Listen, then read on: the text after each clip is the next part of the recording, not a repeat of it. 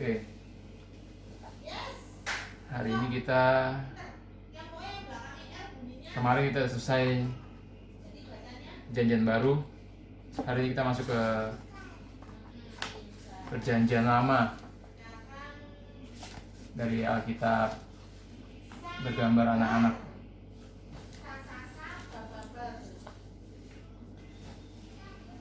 Baca dulu. Permulaan dunia. Pada mulanya Allah menciptakan langit dan bumi. Allah berkata, jadilah terang. Maka terang pun jadilah. Allah menyebut terang itu siang. Ia menyebut gelap itu malam. Maka jadilah petang dan jadilah pagi. Itulah hari pertama. Allah berkata, hendaklah ada kubah pemisah antara air dengan air. Allah menamai kubah itu langit. Maka jadilah petang dan jadilah pagi. Itulah hari kedua. Allah berkata, hendaklah tanah yang kering terlihat ke permukaan. Lalu Allah pun berfirman, hendaklah tanah menumbuhkan tumbuh-tumbuhan, dan hendaklah tumbuh pohon-pohonan di tanah. Maka jadilah petang dan jadilah pagi. Itulah hari ketiga. Allah berkata, hendaklah ada cahaya terang di langit. Allah pun menciptakan dua sumber cahaya yang sangat menakjubkan. Ia menciptakan cahaya yang besar untuk menguasai siang dan cahaya yang lebih redup untuk menguasai malam. Allah juga menciptakan bintang-bintang. Maka jadilah petang dan jadilah pagi. Itulah hari keempat. Allah berkata, hendaklah laut penuh berbagai makhluk. Hendaklah burung-burung berterbangan di langit. Maka jadilah petang dan jadilah pagi. Itulah hari kelima. Allah berkata, hendaklah bumi mengeluarkan berbagai jenis makhluk hidup, dan itulah yang terjadi. Lalu Allah berkata, marilah kita menciptakan manusia seperti gambar dan rupa kita. Dan Allah pun menciptakan manusia menurut gambar dan rupa Allah sendiri. Allah memandang tiap ciptaannya yang telah Ia buat. Semua sungguh amat baik. Maka jadilah petang dan jadilah pagi. Itulah hari ke-6. Pada hari yang ke-7 Allah pun beristirahat. Balik lagi ya. Kejadian 1 ayat 1 dikatakan, pada mulanya Allah menciptakan langit dan bumi. Jadi Alkitab ini didesain untuk mengenalkan Allah kepada manusia. Ya. Makanya pertama kali ayat 1 dia sebut pada mulanya Allah. Jadi untuk mengenalkan Allah kepada kita manusia, bahwa bumi dan langit ini ada yang menciptakan. Gitu. Semua ini gak terjadi dengan tiba-tiba. Ada satu pribadi, ada satu makhluk yang maha besar, maha kuasa, berdaulat, kudus, sempurna. Ya, nanti kamu harus belajar itu atribut-atribut Tuhan, sifat-sifat Allah. Kan kemarin waktu kita belajar Injil, kita sudah sempat belajar atribut-atribut Allah. Nah, sebelum Papi lupa, Injil adalah kabar baik. Apa kabar baiknya? Allah turun ke bumi dalam rupa manusia yang bernama Yesus. Dia menjalani semua perintah Bapaknya di perjanjian lama dengan sempurna. Sampai pada akhirnya dia masuk ke Yerusalem. Dia ditangkap, disiksa, dipukul, dan disalibkan. Seharusnya kita manusia yang dihukum, tapi dia tanggung semuanya di pundaknya. Dia diremukkan dan ditikam oleh bapaknya sendiri untuk memuaskan murka dan keadilan bapaknya. Dia mati di kayu salib, dikuburkan 3 hari. Kemudian dia dibangkitkan sebagai tanda pembayarannya telah lunas dan nama baiknya telah dipulihkan. Karena kalau ia tidak dibangkitkan, ia akan sama seperti penjahat-penjahat lainnya yang tidak dibangkitkan. Karena kebangkitan Yesus adalah tambang kemenangan bagi kita orang berdosa, supaya kita orang berdosa supaya bertobat dan percaya Injil agar dapat diselamatkan dan dapat masuk ke surga dengan mengandalkan kebenaran Kristus. Ya. Jadi nyambung yang tadi, ada satu makhluk yang maha besar, berdaulat, yang menciptakan langit dan bumi ini. Manusia itu kecil deh.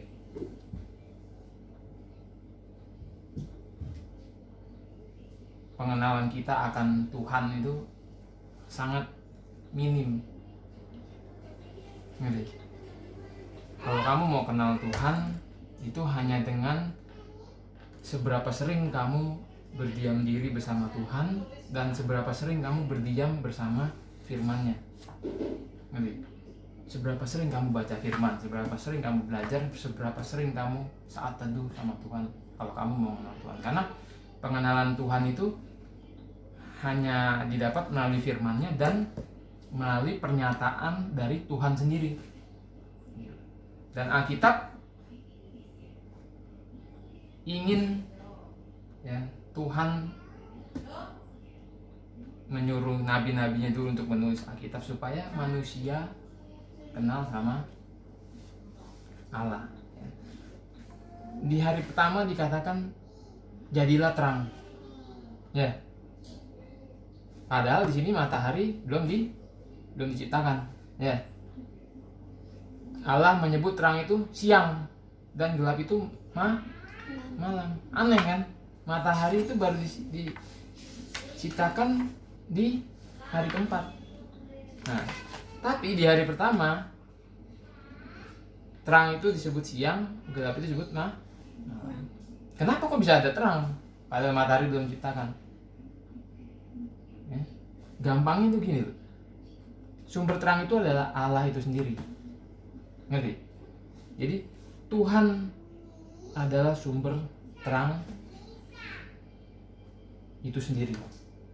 Nah, kalau ini mau diaplikasikan kepada Injil, ya, kita tahu manusia dilahirkan dalam keadaan gelap, kita tahu manusia dilahirkan dalam keadaan mati, dalam keadaan membenci Tuhan, Yohanes 3. Jadi hanya Tuhan yang bisa membuat mata kita tuh terang, benderang, dan melihat kemuliaan Tuhan.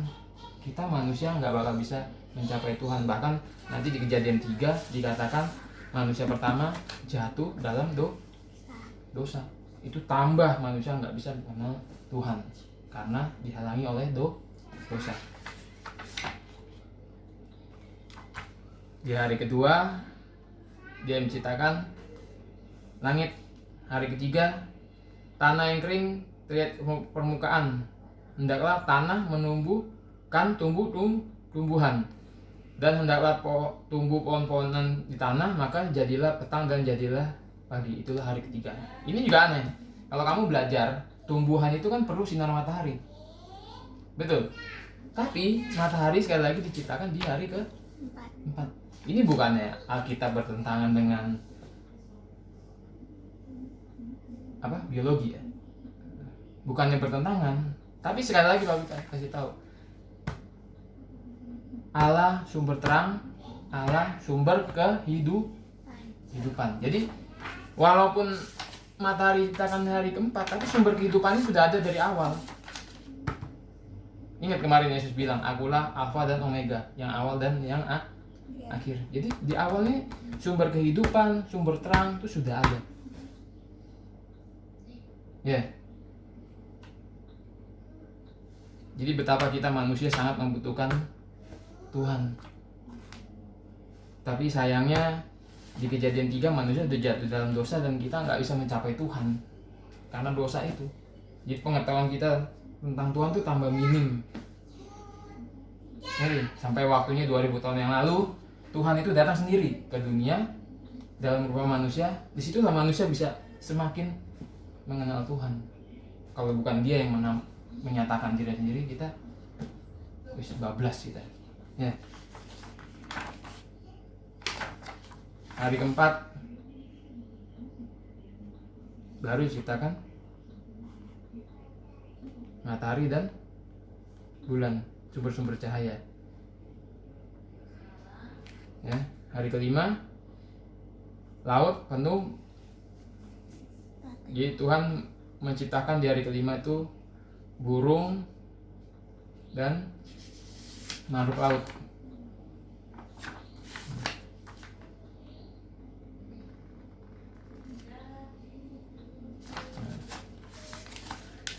Di hari ke-6 baru Tuhan menciptakan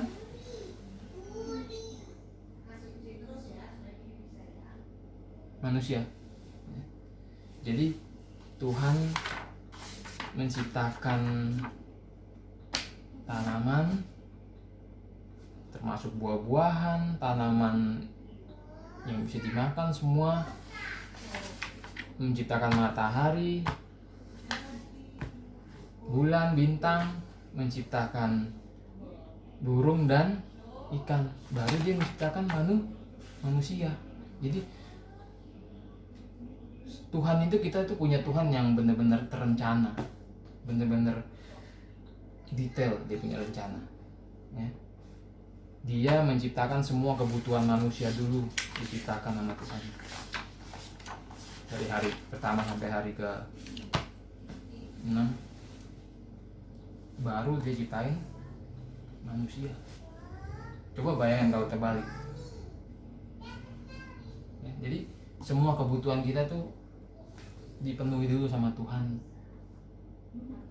Kebutuhan manusia dipenuhi, baru Dia menciptakan manusia. Dan Allah memandang tiap ciptaan yang telah Dia buat, semua sungguh amat baik. Maka jadilah petang dan jadilah pagi, itulah hari ke-6. Pada hari ke-7 Allah beristirahat. Dimaksud Allah beristirahat tuh bukannya Dia santai-santai, Dia begini, enggak. Hari ke-6 Dia selesai menciptakan, hari ke-7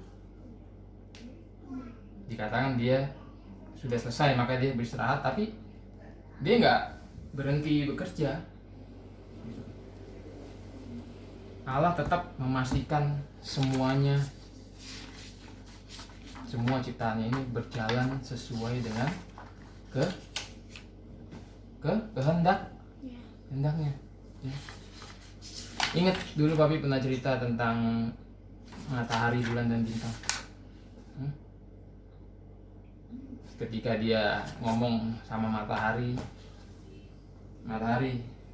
kamu tetap di situ ya, dengan jarak segini, jangan berubah jarak kamu, tetap segini. Karena kalau kamu terlalu dekat, bumi akan kosong. Kalau kamu terlalu jauh, bumi akan kedinginan. Air laut Dia ciptakan, kamu cuma sampai sini aja, jangan, air kamu jangan masuk ke dalam. Air laut bilang, oke, siap Tuhan. Matahari bilang, siap Tuhan. Bulan, bintang bilang, siap Tuhan. Tapi waktu Dia menciptakan manusia, Dia ngomong ke manusia, kamu ikut aku. Manusia menolak. Ya. Waktu Dia ngomong ke Kelin, oke, belajar firman, Kelin bilang, sebentar, nanti, ya kan? Dulu waktu Abi belum bertobat, Tuhan juga ngomong, Marvin, ikut aku, nanti Tuhan, aku masih mau senang-senang. Jadi manusia itu ciptaan terkecil kalau dibandingin dengan matahari, bulan dan bintang, gak ada apa-apanya. Tapi matahari, bulan dan bintang itu taat. Cuma manusia doang yang kenceng. Sampai Adam diciptakan, nanti di Kejadian 3 kita akan lihat. Di Kejadian 2 dia dikasih perintah, semua pohon di sini boleh kamu makan buahnya, asal satu jangan makan. Tapi Adam nggak taat, dia makan. Begitu. Disitulah dosa masuk ke dunia. Ngerti?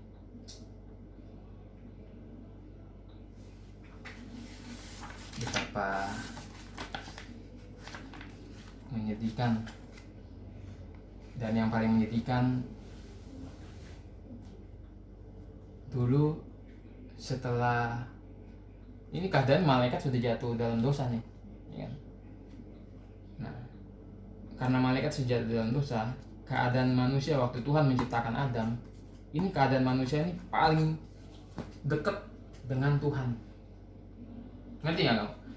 Adam ini nggak punya dosa, suci, kudus, nggak bisa mati, abadi, ya. Ini makhluk waktu itu manusia, waktu Adam ini makhluk yang paling hampir sejajar dengan Tuhan. Gitu. Tapi nggak lama dia jatuh dalam dosa. Kamu bisa pikirin nggak betapa sakitnya di Tuhan? Misalkan Kak Kelin nih, Kelin punya sahabat di sekolah, kemana-mana pergi bareng kemana-mana, ini tiba-tiba dia mengkhianati Kelin. Sakit nggak? Sakit. Tapi sakitnya hati Kelin sama sakitnya Tuhan tuh pasti beda. Ya, kalau Papi bisa merasakan sakitnya Kelin, tapi kita nggak bisa merasakan sakit hatinya Tuhan, karena kita nggak bisa mengenal dia, kita hanya bisa mengenal dia hanya sedikit. Jadi kalau kita tahu, oh iya Tuhan tuh pasti sakit hati waktu Adam jatuh dalam dosa, tapi kita nggak bisa ngerti sampai di mana perasaan dia tuh, kita nggak bisa mengerti. Ya. Jadi kalau waktu kita berbuat dosa, Kelin berbuat dosa, itu Kelin mesti pikir ke situ.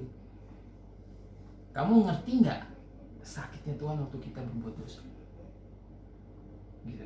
Paham nggak? Ngerti nggak? Kita nggak bisa ngerasain, itu yang harus kita hati-hati. Jadi, dan Tuhan itu bisa murka. Nanti kamu belajar di zaman Tuhan murka, dikasih air bah. Ingat Papi ajarin dulu, Tuhan kasih. Tuhan memang maha kasih, tapi kasih dan benci selalu jalan bersama. Ya. Gak bisa orang menyukai anak-anak, terus dia dengar di berita ada bayi digugurkan, terus orang itu biasa-biasanya, nggak mungkin. Pasti dia akan benci itu, karena dia mengasihi anak-anak. Dia ngelihat ada bayi digugurkan, nonton berita misalnya, pasti dia akan benci. Jadi kasih dan benci itu pasti berjalan bersamaan. Ya. Besok kita nah, Kejadian 2 ini penciptaan Taman Eden. Kalau Kejadian pertama ini penciptaan bumi. Jadi nanti manusia pertama itu ditempatkan di Taman Eden.